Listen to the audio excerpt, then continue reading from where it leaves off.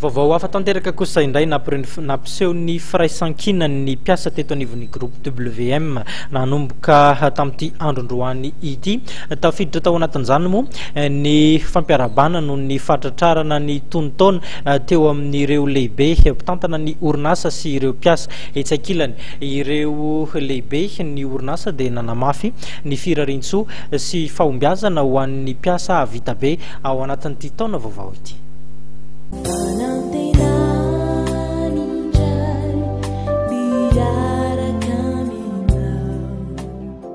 Tahaka ny efa fanao isa-taona dia ny famory ny fampirarisoa noho ny fahatrarana ny taom-baovao ny mpiara-miasa eo anivon'ny groupe WM Media ahitana ny groupe Midi Madagasikara sy ny groupe MaTV ary ny SNIC.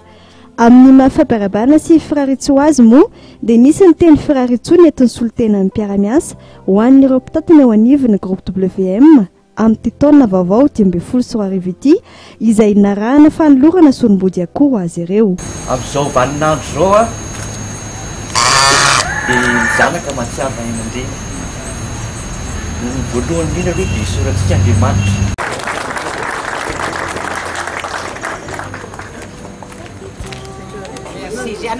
Isso tena já mamia aí na paz mas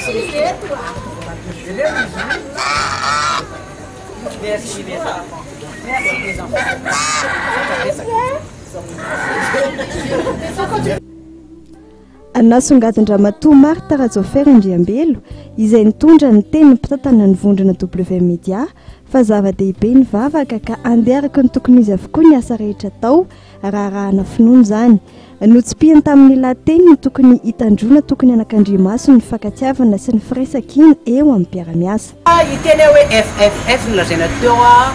fandritsoa, fitiavana, azo fahasalamana rehetrarehetra. Ny zavatra rehetrarehetra dia zao a efa nakinitsika amin'Andriamanitra. Tenaiky a fa olona mivavaka daholotsika reto a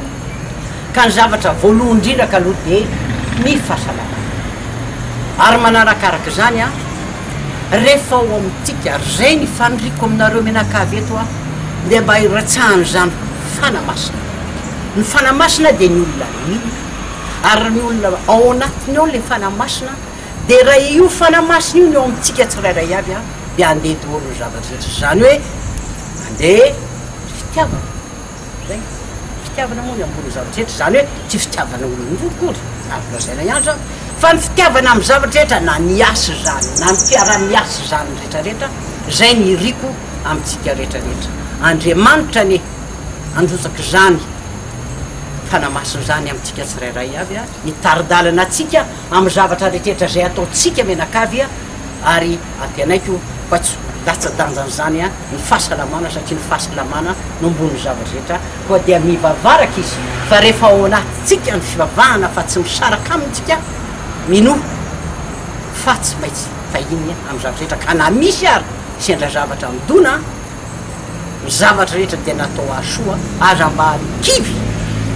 fa fatany ary zanany daholo tsika rehetra fatan'izay soatsika ka misaora azy amin'ny zavatra rehetra. Ary Jesosy ny teny tamin'ny olona izy iray ka nanao hoe izao ny fahazavany zao tontolo zao izay manaraka ahy tsy mba andeha amin'ny maizina fa anana ny fahazavanaina ao mijonona kosa io a ka izany teny zay ao anatin'ity zay omena tsirairay anareo a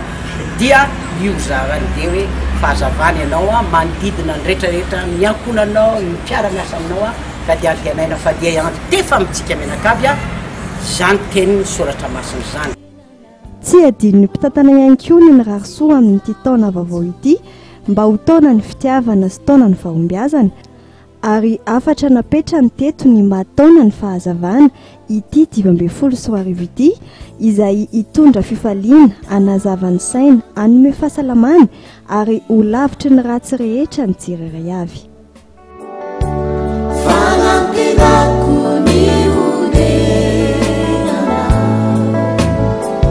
Ziza mintsuri